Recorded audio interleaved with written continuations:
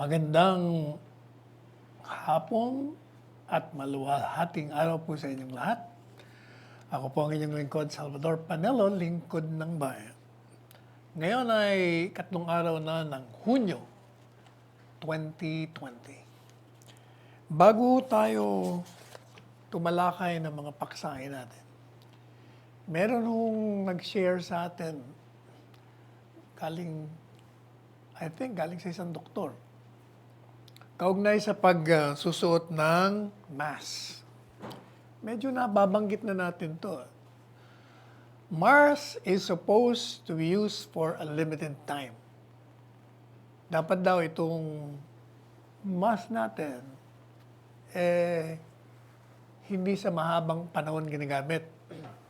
Kasi daw, if you wear it for a long time, ito ang magiging epekto. Oxygen in the blood reduces. Makukulangin po yung oxygen na pumapasok sa dugo natin. Oxygen to the brain is reduced. Kukulang din yung pumapasok sa utak natin ng oxygen. So we start feeling weak pag matagal na matagal. And baka raw ito will lead to our death o kamatayan. Hindi ba sinabi ko na sa inyo one time, matin ako ng IATF. After 1 hour, talagang nanghina ako eh. Kasi nga, siguro kulang sa oxygen yung na pumasok sa aking katawan. Kaya, ang mensahe, wag daw tayong gumamit ito ng matagal. Gaya nga na sinabi ko sa kotse, huwag na kayo magsusuot. Sabi nga rito use it if you, nagtataka raw itong padala. Kung dahil sa ignorante tayo o illiterate tayo pag may nakikita siyang nakamas sa loob ng kotse. Kasi nga naman, kung nasa loob ka ng kotse, ikaw nagdadrive, nag-iisa ka, wala kang dapat na ipangamba. Kaya dapat wala ka munang mask. At kung nasa crowded places naman daw, that's the time you wear. Pero kung nag-iisa ka, o kaya kung sa bahay, nag-iisa ka lang, o dalawa lang kayo, siguro pwede nang, unless yung kasama mo, labas-pasok. Pupunta sa labas at papasok. Kailangan mo, kaya meron kang health worker doon. Kaya, yun ang mungkahi sa atin nung nagpadala nito. Siguro, malalaman naman natin yan siguro kaya, kung minsan napapansin natin yung mga nasasalubong ko, kung minsan binababa yung kanilang mask. Dahil siguro nahirapan din sila huminga. Dapat kasi makaimbento sila na meron pa rin pumapasok na, pero mafi-filter, bago pumasok, filtered na, para walang virus. But anyway, yun ang una nating sharing sa inyo. Meron naman tayong mga magagandang balita. Kailangan, nung-umpisa natin palagi magandang balita dahil puro masamang balita naririnig natin Ang magandang balita po ngayon, yung number of deaths o yung bilang ng mga namamatay due to the coronavirus mukhang nababawasan. Plummeting to an average of 1.6 per day. Ang sang-ayon po ito sa Department of Health kahapon. Magmula po sa average na dati, mga 25.3 simula nung Abril, bumaba na po ito sa 1.6 deaths kada araw ngayong nakaraang Mayo. So magandang balita yan. Ibig sabihin, okay na yung mga gamot na binibigay natin, nagre-respond na yung mga pasyente. At gaya nga na sinabi natin sa inyo nung last Monday, pwede rin na hindi masyadong severe yung tama sa kanila ng COVID-19. Or, malakas ang immunity system. Kaya, bumababa ang bilang. Maganda hong balita yan. At mas mahusay na tayo mag-manage, magbigay ng treatment sa mga pasyente ng COVID. Dito naman po sa pahayag ng Department of Tourism, sangayon po sa kanila, ay naka-assist na sila ng 36,000 na na-stranded na foreign and domestic tourists in the Philippines. Hindi po ba nung nag-declare ng lockdown, yung mga naabutan na galing sa abroad, yung mga umuwi rito sa Pilipinas, na dapat pupunta sa mga probinsya, na-strand dito sa Metro Manila, hindi nakaalis. Ang dami po noon. Mga 36,000 na nga ang natulungan ng Department of Tourism na makauwi na sa kanilang lugar. At least 27,620 foreign tourists were provided aid.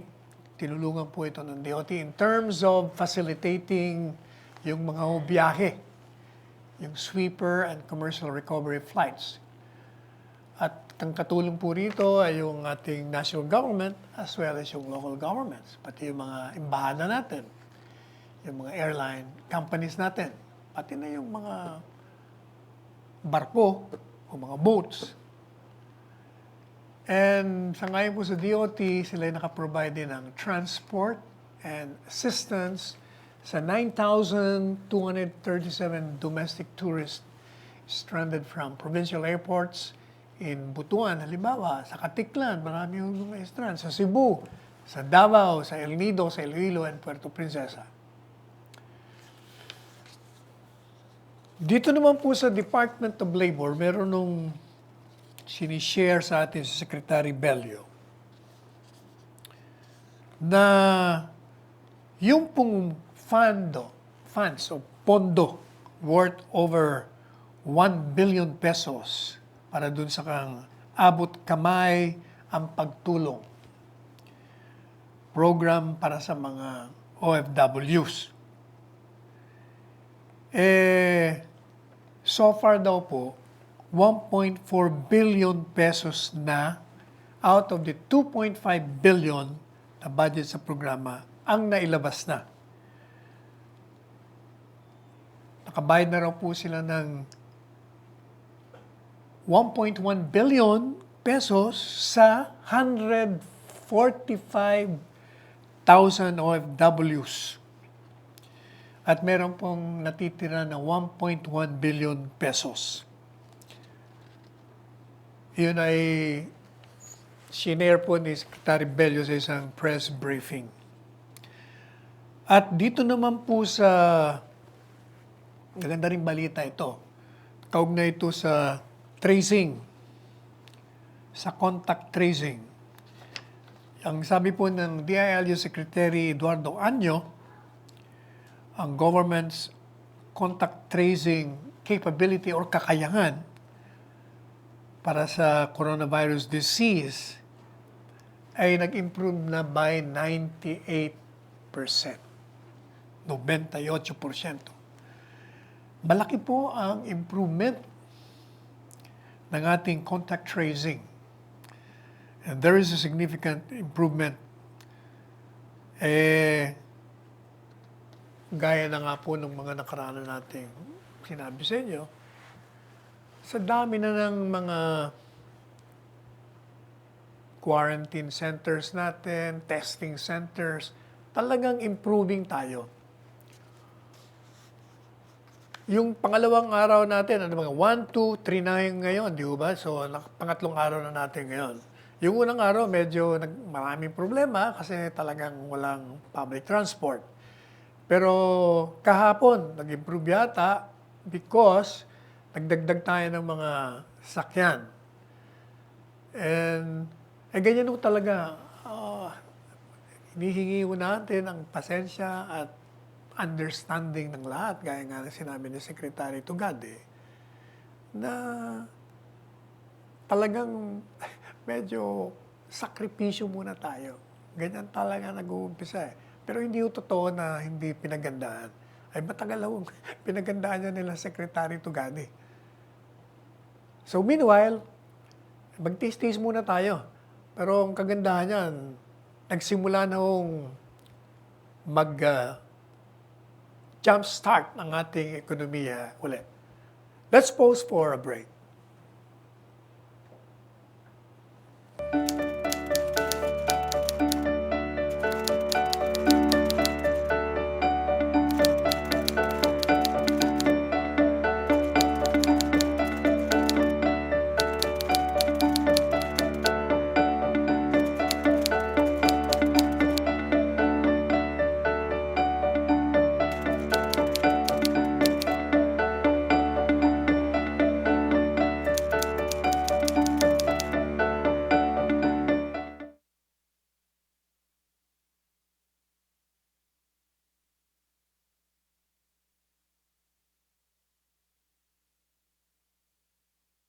Okay, we're back.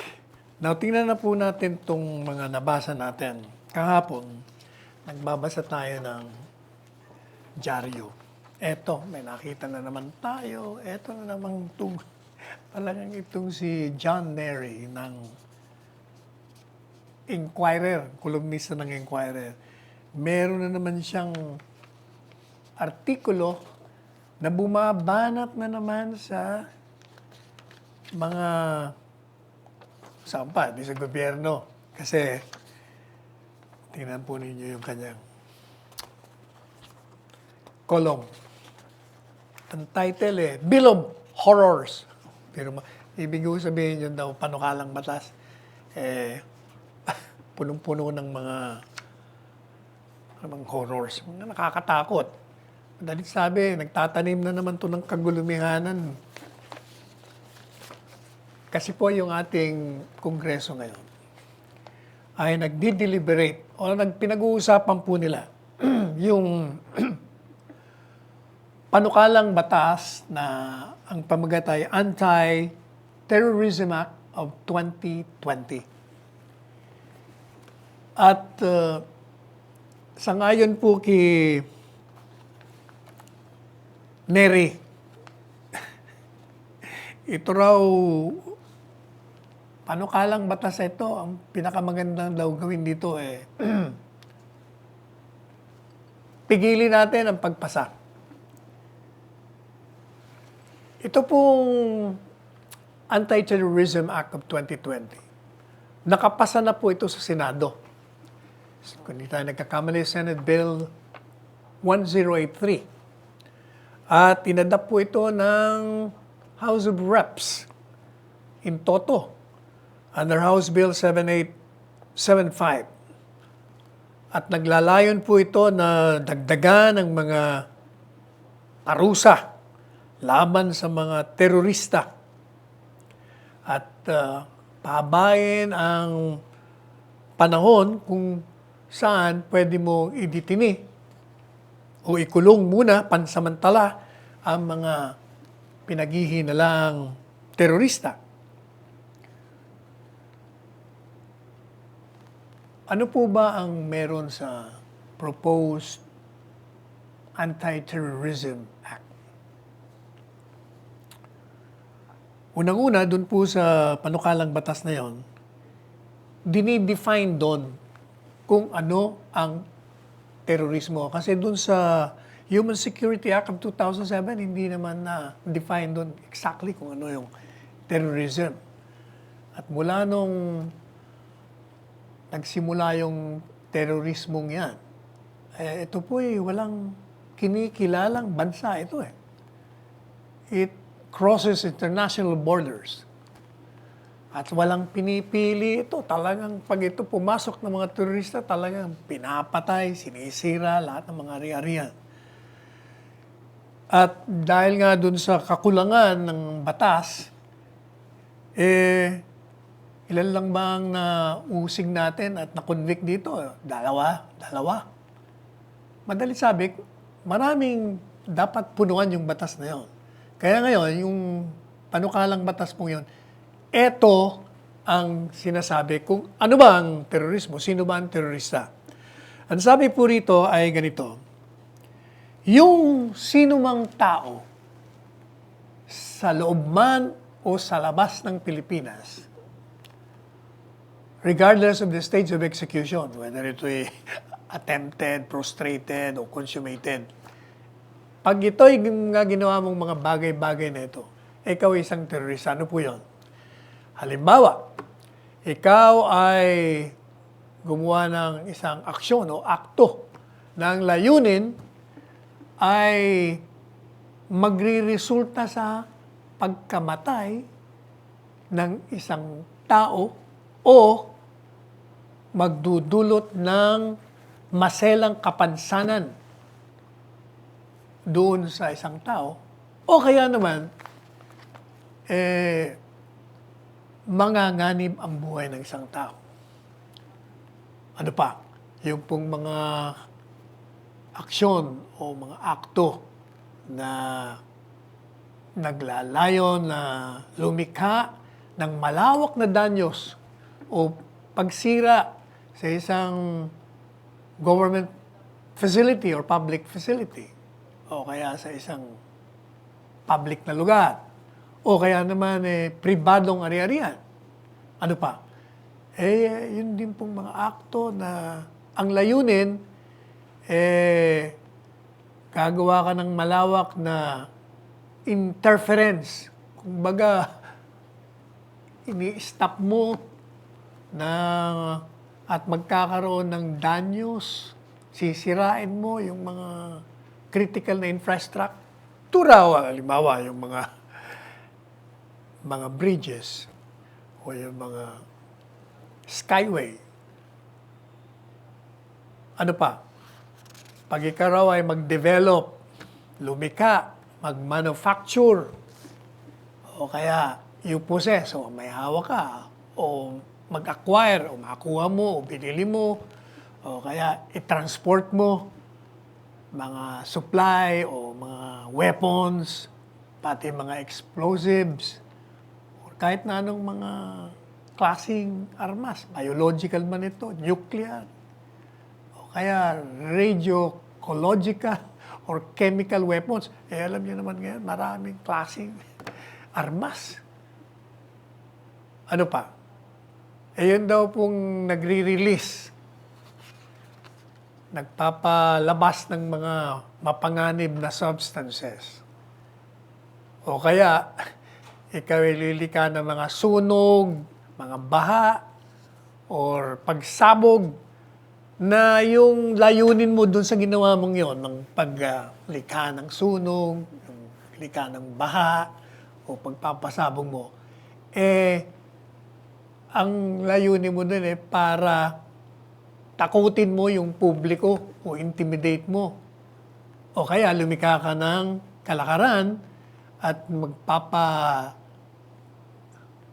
ka ng mensahe ng pagkatakot para maiprovoke o impluwensya mo o intimidate mo ang gobyerno o alinman sa mga international na organisasyon.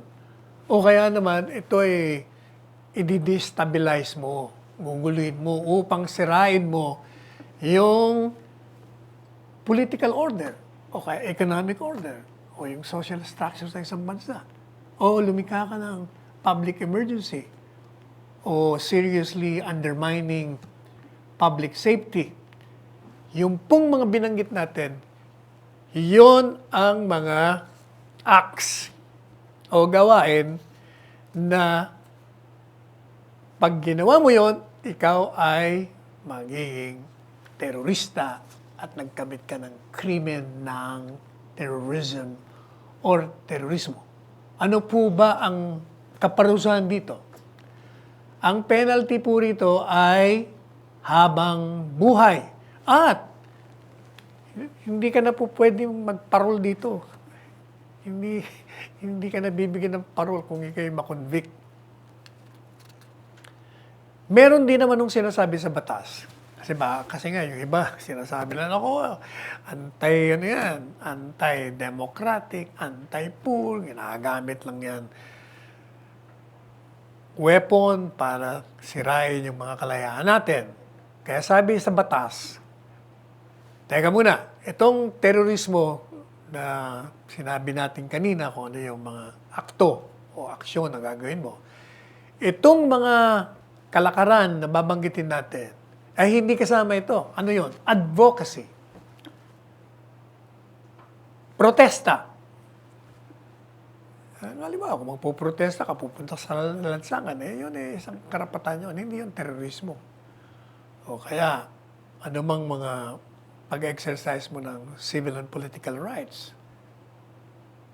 Na pag ginawa mo naman yun, hindi naman ang intensyon mo makamatay ka ng tao o kaya makasakit ka ng tao o kaya naman ilagay mo sa panganib ang buhay ng isang tao or lumikha ka ng maselang risk sa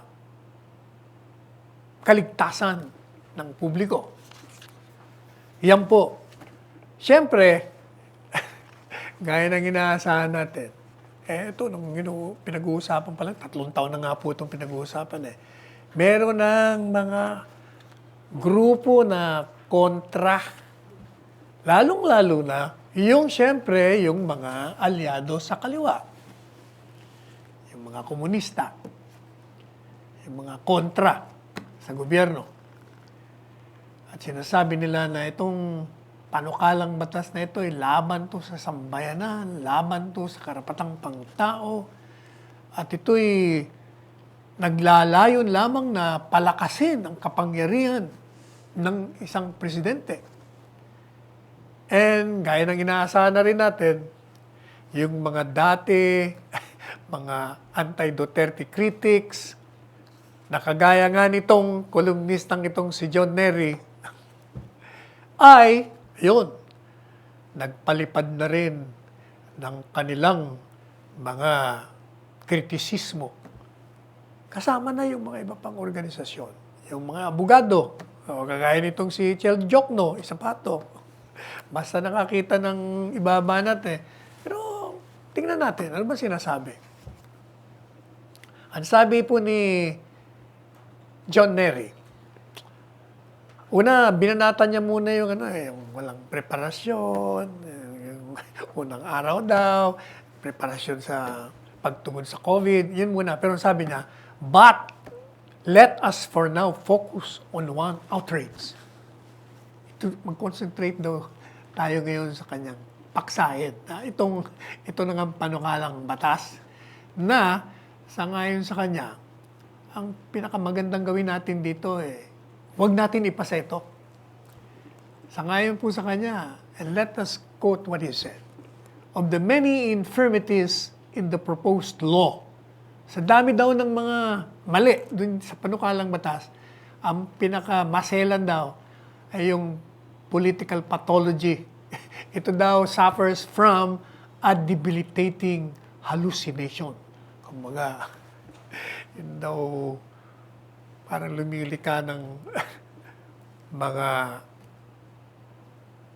sa mind mo, kumbaga naghahalak, ano mga hallucinations sa para ka nababangungot kung natutulog ka. Hallucinate, iba-iba na ang mga nasa isip mo. Ay sinasabi niya na katotohanan daw, ito talaga ang nito, layunin.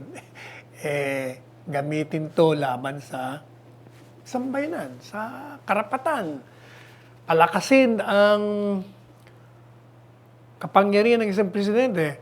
And doon po sa artikulo niya, meron pa siya mga binabanggit. Sabi niya, naalala ko tuloy, nung panahon ni Marcos, yun, nag-issue siya ng mga presidential commitment orders. Nung sinuspindi ang prebellion ng habeas corpus, yung mga kinulong doon, na suspected subversives, hindi na maka-file ng bail nila, kaya matindi ang dinanas po nila pagkat nakakulong sila nang hindi sila mabigyan ng pansamantalang kalayaan.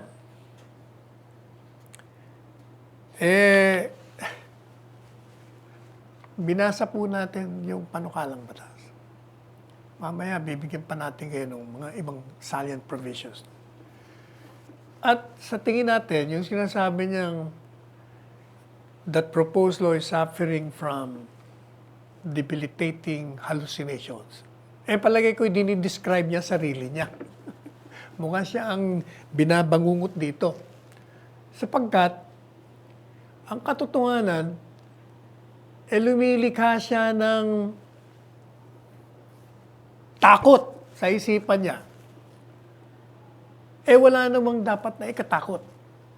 Kumbaga, nagkakalat ka na naman ng kagulumihanan sa taong bayan, Larry, na wala namang katotohanan. Ang tinutukoy niyo po kasi, yun daw Section 29 ng proposed legislation, nagbibigay ng pagkakulong ng isang suspected terrorist ng walang mandamiento de aresto. Hindi raw judge, hindi rin ang pulis. Kasi hindi po ba na babanggit na rin natin dito. Bago ang isang mandamiento de aresto ay lumabas, ang judge na mag-i-issue nun. Pero dito raw po sa batas na ito, iba, hindi yung judge, kundi grupo ng mga tao ang binibigyan ng kapangyarihan. Pero tingnan natin muna yung yung Section 29. Ano ba exactly yung Section 29 na sinasabi ni Nery na nakakatakot? Sinasabi lang naman po rito na yung pong mga pulis o kaya military personnel na sila po ay otorisado in writing, sapagkat yung magbibigay nun ay yung ATC. Pag ikaw ay nakahuli ng isang suspected terrorist, ang gagawin po rito, ordinarily, kung wala yung batas na ito, kailangan ang pinaka-maximum na pwede mo siyang ikulong bago mo ibigay sa judicial authority, 3 araw. Pero dito sa batas na ito, pwede pong tumagal hanggang 24 oras, 24 araw. Kasi yung sinasabi po sa batas na sa loob ng 14 calendar days, pwede mo siyang ikulong.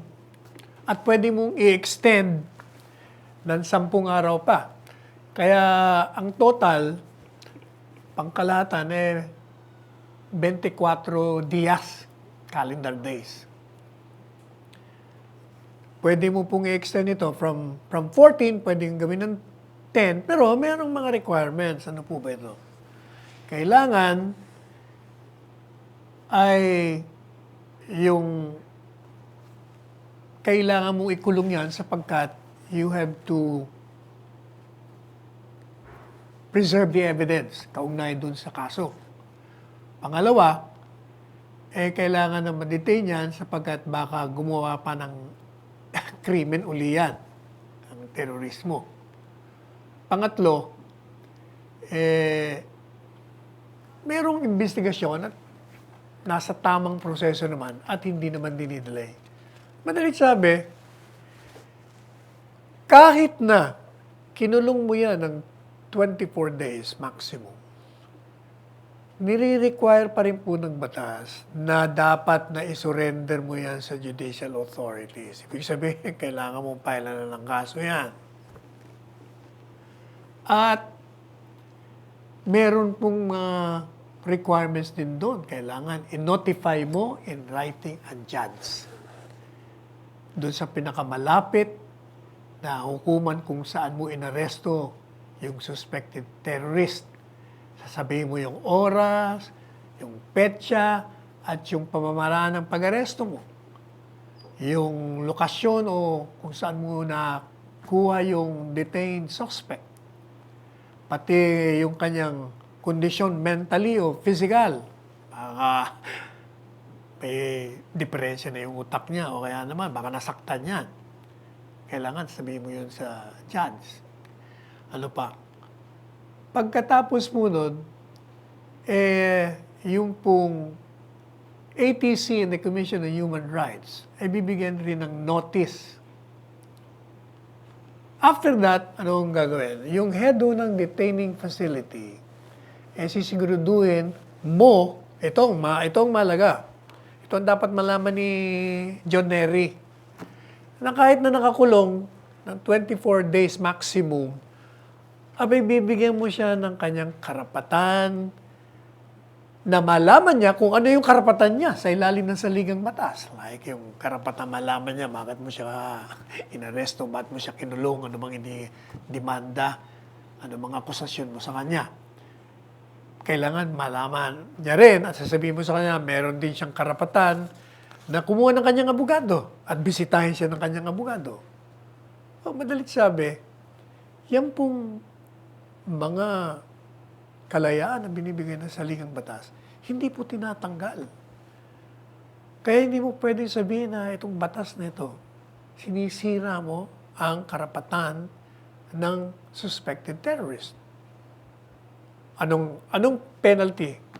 Ang penalty po rito, dun sa mga, ito, maganda ho ito kasi, baka hindi alam ni Nery, na kung sino man ang lumabag na pulis o military personnel dito sa nire-require ng batas na gawin mo ito, gawin mo yan, pag nakakulong yan, at hindi mo ginawa yon, aba, mananagot ka. 10 taon ang penalty rito. Pag hindi mo ni-notify yung judge after the 24 days. O hindi ba yung pong mga karapatan ng suspected terrorist, pinapangalagaan ng panukalang batas na ito. Hinabaan lang naman actually. Alam niyo po, kailangan din naman talaga yun. Bakit kanyo?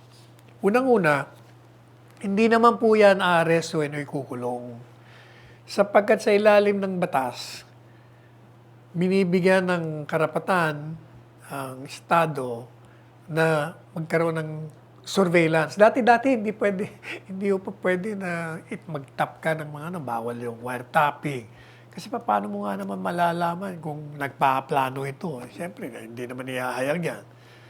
Ngayon, kung meron silang karapatan mag-wiretap, o di mahuhuli mo nga naman. Ay siyempre, pag nalaman mo na ito involved sa planong terorismo, o di medyo meron ka talagang basehang legal na arestuin at makulong yan. Pag yan, after 3 days, pinakawalan mo, balik yan sa dati niya. So, siyempre, kailangan bigyan po natin ng Estado ng mga sangkap, armas na magagamit niya. Sapagkat tandaan nyo, kaya nang binanggit natin kanina, yung terorismo ay napaka-deadly crime ito. Kasi wala nga itong pinipili. Kita nyo naman sa mga bansang pinapasukan ng mga terorista. Kita nyo ang nangyari doon sa Amerika. Di ba? Anong year yun? Matagal na yun. Nasa ibang, I remember noon yung pinabagsak nila yung tower sa New York. 2. Ang daming namatay doon. Tandaan nyo si Osama Bin Laden. Ayun, ang number 1 na terrorist noon. Kaya, hindi po natin masasabi na yung batas na ginawa o ngayon ay maaari nang maging batas sapagkat nakapasa na po at sinertify na urgent ni Presidente Duterte. Alam mo po, merong epekto yung merong epekto yung certification ng urgency. Kasi sa ilalim ng saligang batas, ang isang panukalang batas, kailangan po merong tinatawag na first, second, and third reading at sa iba-iba't ng araw. Pag urgently certified, pwede nang i-waive yun. At matatapos na naman yung session ng Kongreso. Kaya kailangan ma-certify para naipasok na natin yun. Kailangan po natin yun. Tsaka, tanda nyo, hindi ba mga senador natin, maraming critic dyan. At maraming masugid na sinusuri ang anumang panukalang batas na makakasira sa karapatan ng tao. Yan sila Senador Lacson. Yan si Senador Drilon. Pero the fact alone na nakapasa yan sa Senado, dalawa lang ang alam kong kumontra niyan. Si Senador Pangilinan at saka si Senador Ontiveros. Pero yung mga ordinarily mga kontra, in fact, si Senator Lacson ang author ng bill na ito. So that speaks for the timeliness and necessity. Sabihin, kahit na itong mga kritiko, naniniwala na kailangan na po natin ang ganitong uri ng batas upang matugunan natin ang maselang krimeng terorismo na kumikitil sa maraming buhay at sumisira sa ari-arian. Nakita niyo yung ginawa nila sa Marawi? Hanggang ngayon, 3 taon na. Hindi pa nakakaahon tayo. Yung estruktura doon, sira-sira pa na. Anyway, let's pause for a break.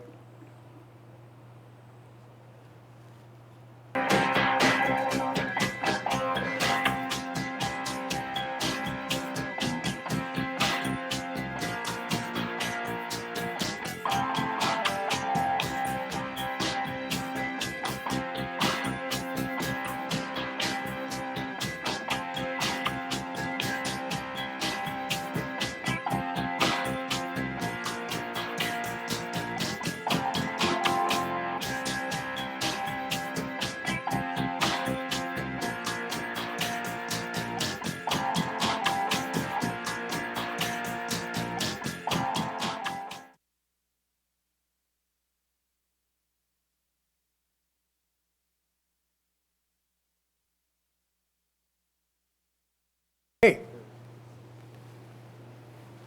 Tuloy po natin yung pinag-uusapan natin. Ngayon, itong si Nery, ang masasabi natin ay ganito. Suriin mong mabuti, John Nery, kung sino yung mga kumukontra. Pero sa totoo lang, sino mang kukontra nitong anti-terrorism bill kung hindi yung mga terorista, ayaw nila yan. Siyempre, yung mga subversibo, hindi ba yung mga CPP, NPA, meron tayong petition sa hukuman na ikaklasify ng mga terorista, ayaw na rin nila yan, siyempre. Yung mga supporters nila, ayaw nila yung panukalang batas na yan. Si Nery, ayaw din. Tuloy, tinatanong ko sarili, saan ka ba, Nery? Pero siyempre, sasabihin naman hindi naman gaya nga na sinasabi ng panukalang batas. Yung protesta, yung dissent, hindi kasama niya. Kaya may karapatan din naman to si Nery magano. Kaya lang, ang nagiging problema kasi ng mga kritiko, gagamitin nila yung kalayaan ng pagpapahayag. Kasi freedom of speech and of the press. Pero kung yun namang paggamit mo ay mali, sapagkat ang batayan mo ay mali, at pinaniniwala mo ang taong bayan sa mali, at lumilikha ka ng kagulumihanan, o di ibig sabihin, inaabuso mo. At usually, yan ang refuge, o yan ang taguan ng mga laban sa pamahalaan. Pag sila ay nakikriticize, o kaya naman natitimanda, sabihin nila, they're killing the freedom of the press, speech. Yan ang problema Pag mali ang ginagawa nyo, complaining kayo. Okay lang, gaya nga ng sinabi ni Presidente, okay lang yan. Mag-criticize kayo basta nasa factual lamang. Kagaya nga nito, tinatakot mo na naman yung mga tao na kaya may panukalang batas ng terorismo dahil gusto lang na panatilihin sa kapangyarihan ang Pangulo o palawakin ang kanyang kapangyarihan. Malawak na ang kapangyarihan ng Pangulo. Itong panukalang batas na ito, more on the law enforcement. Kailangan talagang mahinto natin ang terorismo dito sa ating bayan. Ano pa bang mga importanteng probisyon ng panukalang batas na ito? Yung pong mga nagbabanta, nagagawa ng terorismo, pasok kayo dito. Any person who shall threaten to commit any of the acts. Yung pong mga binanggit natin sa inyong acts na considered terrorism. Pag ikaw yung nagbanta, nagagawin mo pa yon. Banta pa lang yan Aba, ang kaparusahan doon, 12 taon, 12 years. Yun lang pong pagplano. Magte-training ka. O kaya naman, you facilitate the commission of terrorism. Unlawful din po yun. At ang penalty nun, matindi rin. Panghabang buhay na pagkakulong. Yung pong conspiracy, o ibig sabihin, sabwatan na gumawa ka ng terorismo. Yun labag din sa batas. Pati nga yung proposal to commit treason, yung mungkahi pa lang. Mungkahi ka pa lang na ganitong gawin natin, ganyan, ang plano natin laban sa gobyerno. Abe, labag din po sa batas yun. At ang penalty doon ay 12 taon. Yung pong inciting to commit treason, any person without taking any direct part, kahit na hindi ka direktamenteng kasama doon sa terorismo, pero you will incite others o manghihikayat ka para gawin yung mga hakbangin na binanggit natin kanina. Naku, labag din po sa batas yun. At 12 taon ang magiging kaparusahan. Ano pa? Yung pong pag-recruit mo ng mga miyembro, any person who shall recruit another to participate, to join, commit, or support any terrorism, labag din po sa batas yun, manghikayat. Ang penalty Ang penalty ay habang buhay. At hindi ka pwede mapagparol. Hindi ka na pwede makalabas, madalit sabi. Pati ho yung tao na nag-organize or facilitates the travel. Halimbawa, yung mga terorista, gusto nilang lumipat sa isang lugar. Nagpairam ka ng sasakyan mo, tala mo na mga terorista yan, kasama ka doon. Labag din po sa batas yan. Tapos, ano pa, yung publishing an advertisement or propaganda for the purpose of recruiting person. O, yun lang po, nag-advertise ka para makarecruit ka ng tao maging miyembro ng mga terrorist organization. Bawal yun. Kasama na rin yung mga foreign terrorist, ha? Hindi ba sabi nga doon any person within or without the Philippines. So, ibig sabihin, kaya nandito ka sa Pilipinas o sa labas ka, o ikaw man dayuhan o mamamayan, ako, pasok ka dito. Pati nga yung providing material support, pag tinulungan mo itong mga terorista. Halimbawa, nag-contribute ka ng pera, pairam ka ng sasakyan, lahat na uri ng material support. Ito po ay kasama rin. Accessory, any person who having knowledge of the commission of any crime takes part subsequent to its commission. O, kahit na hindi ka nag-participate, pero after that, nung ginawa na yung terorismo, may ginawa kang bagay na nakatulong sa kanila, patay. Kasama ka dun.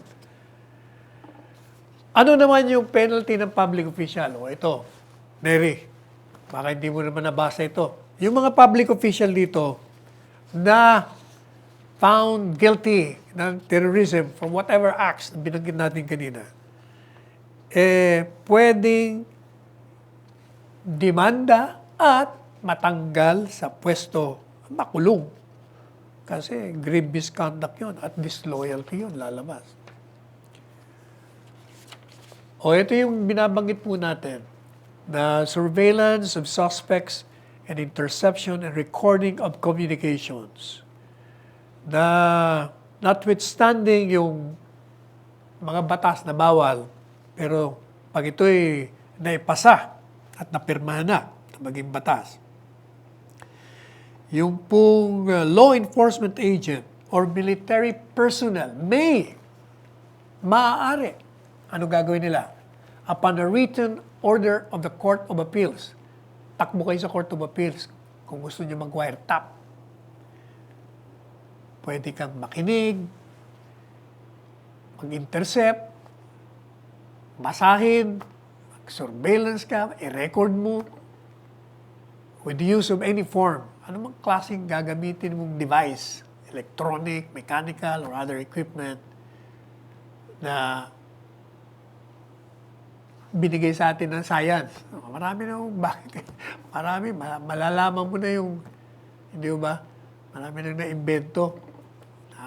Naririnig mo kahit na nandun sa kabilang bansa. Pwede na hong gamitin yan ng mga military personnel or police officer. Ito ang sinasabi ko, Neri, na basahin mo rin to kasi hindi naman gano'n kasimple na makakakuha ka ng gano'ng karapatan o kapangyarihan na hindi binibigay sa ordinaryong kalakaran. You have to go to the Court of Appeals. Stricto mga justice no. Kailangan pakita mo talagang meron. So hindi mo sabihin na gagamitin lang yan sa mga kalaman, sa politika. Hindi ho ganoon. Marami pa ho rito. O ito maganda, rights of person under custodial detention. O itong dapat mabasa ni Neri. The moment a person charged with suspected committing any of the acts defined and penalized, arrested, he shall forthwith be informed. Pag nahuli mo yan, inaresto mo yan, kailangan immediately sasabihin mo sa kanya ang kanyang mga karapatan. To be informed of the nature and cause of arrest, isa yun. To remain silent, karapatan niyang manatiling manahimik at magkaroon ng mahusay, independent na abogado. At ikaw ang pwedeng pumili. Hindi lang yung pwede mo tanggihan, binibigyan ka ng abogado. Hindi yan ang gusto ko. Ang gusto ko si Attorney Darren, o kaya si Attorney Chris, o si Attorney Jude. Pwede kang mamili. Ano pa? At kung hindi mo naman kayang bayaran yung 3 abogadong sinabi ko, kung sino pang abogadong gusto nyo, pwede kayong bigyan. Ayan, nandiyan yung ating PAW. Libre yun. And then, hindi nga lang ang PAW, kahit yung IBP, pwede rin. Meron silang free legal services. At duty po nila ito, PAW, isang tungkulin nila na talagang magbigay sila ng serbisyo. At the moment na mabigyan, sila mismo pupuntahan kayo, yung mga nakakulong, suspected terrorists, at makakausap ninyo. At hindi po itong karapatan na binabanggit natin, hindi ito pwedeng i-waive unless na isusulat mo. At meron kang abogadong kasama na sinasabi mo na, hindi ko na kailangan yung mga karapatan na yan. Otherwise, ang penalty po dyan, pag yan ay nilabag mo, 10 taon. 10 taon ang penalty. Isa pa. Ito, Neri. Baka hindi mo rin ito nabasa. Ang hiling mo kasi.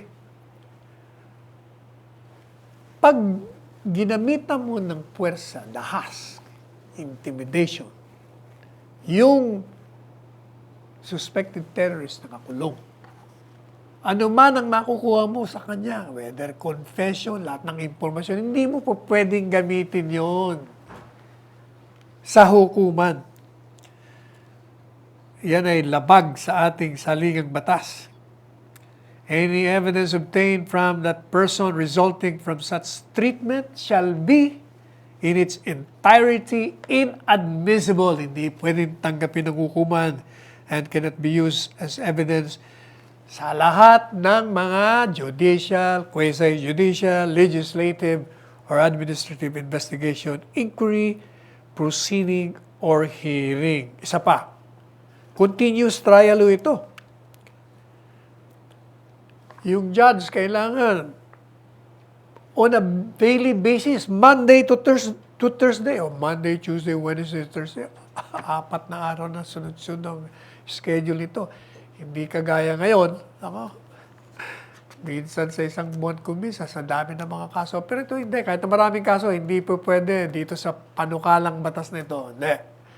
Tapusin mo yan. Karoon ka ng bista ng 4 na araw sunod-sunod sa isang linggo. So, yan po yung mga kumukontra. Tingnan nyo munang maigi. Sapagat ito makakabuti sa ating lahat. Tandaan nyo, nanganganib ang Estado sa mga terorista. Nanganganib ang kaligtasan ng mga kababayan natin. Kailangan natin ng isang armas upang masawatan natin. Hindi na matuloy kung ano mga binabalak nilang kasamaan, pagpatay, panggugulo, pagsira, pagbagsak ng gobyerno upang itayo yung kanilang teroristang pamalaan. So, yun po ang mga dapat malaman nating lahat, lalong-lalo na dun sa mga kumukontra. Para maliwanagan naman po kayo. Supportahan nyo sapagkat for all you know, kayong mga kontra, kayo ang unang maililigtas dito. Sapagkat sino bang makikinabang kundi tayong lahat. Kung mas sukul na natin, mahuli natin, yung mga merong malalagim na balak laban sa pamahalaan at sa taong bayan. Now, tingnan naman natin yung ito na naman yung ating paborito, pasaway. Si Sulita Munsod. Manang Winnie, meron nagpadala sa akin, hindi ko nabasa ito. Meron ka na naman palang article na pinalabas. Saan mo kaya ito pinalabas? Parang hindi ko nabasa sa column ito, baka sa iba ito. Anyway, ang sabi po ni Sulita Munsod, madalit sabi, shortcut na lang natin. Kinukontra niya yung stand ng gobyerno dyan sa China.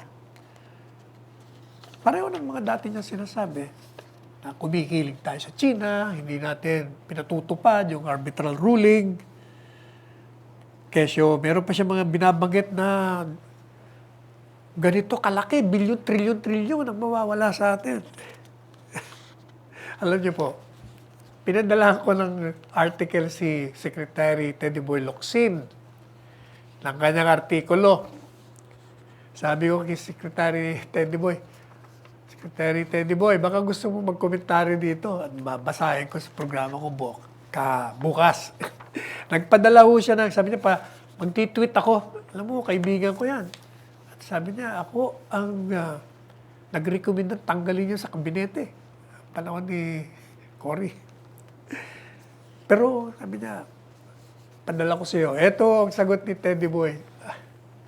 Manang Winnie, makinig ka kung di mo nabasa yung tweet ni Teddy Boy. Sabi niya, Winnie Munsod, don't dare question the virility and verisimilitude.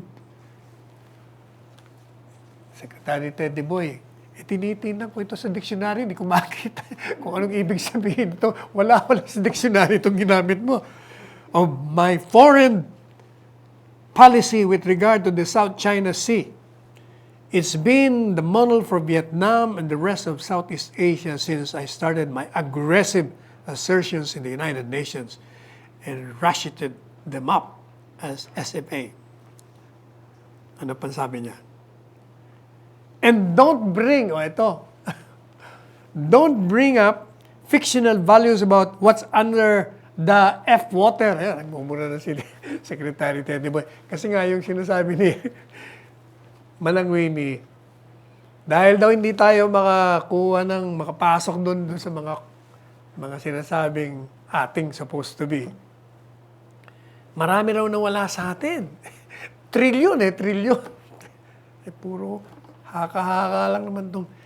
Sabi nga ni Teddy Boy, baka sa isang kural pa lang, hindi mo na makakuha yun. Tapos, meron pa kasing binanggit si Manangwini.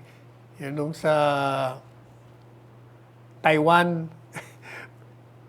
Bakit daw isinama yun sa travel ban? Siguro daw, nagsisip-sip tayo sa China. Sabi ni Teddy Boy. As for that place whose name, saan nga ba yun? Ito. As for that place whose name I will not say under one China policy, it was included as a joke in the ban on China. Hindi niya na rin babanggitin yung Taiwan. Pero, alam mo, Manangwini, ang basis ng travel ban, hindi dahil, sabi nga ni Secretary Teddy Boy, isang lingwahe nila ng China.